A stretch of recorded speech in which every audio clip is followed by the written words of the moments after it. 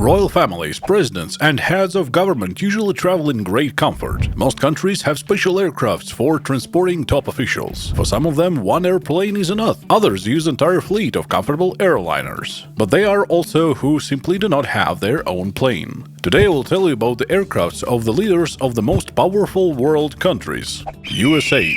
The oldest air transport of the American president is Air Force One, or as it is also called, the White House in the air. However, Air Force One is an identification mark for air traffic controllers, which is assigned to any USAF aircraft carrying the president. Most often, Mr. Biden uses two special-ordered Boeing 747. About $100,000 is spent from the budget to perform one flight. A special protection system is installed on these aircrafts. If a heated guided missile is fired to the president's airplane, then false target will fly out of it and take the blow on themselves. In case of the attack on the United States, presidential aircraft can serve as mobile command center. Consider that there have been upgrades and redevelopments in these aircraft's construction. Trusted source suggests that in total about $1 billion was spent on each Boeing of the President of the United States.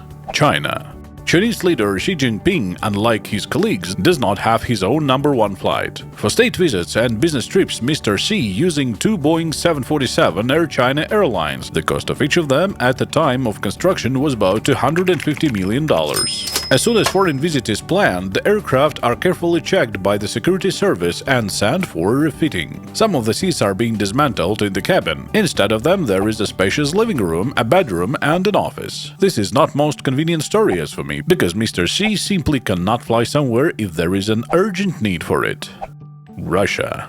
President Vladimir Putin is one of the few leaders who can afford to fly on a domestically produced aircraft and does not use Boeing or Airbus as the number one flight. And he flies the wide-body long-haul Il-96-300PU. The abbreviation in the name of the model does not mean the first two letters of the surname of Russian president, but stands for control point. In Russian, of course. This means that the nuclear forces of the country can be controlled from this airliner. In addition, Il-96 is protected from external attacks no worse than aircraft of the President of the United States. Flight number 1 has protection from air and ground attacks and an air defense system. Also, on trips, it is always accompanied by several Su-35 jet fighters. The airliner is capable of covering distance up to 13,000 kilometers and continuously stay in the air for up to 14 hours. On board of the Flying Kremlin, there is everything you need for rest and work: a bedroom, a meeting room, and even a gym.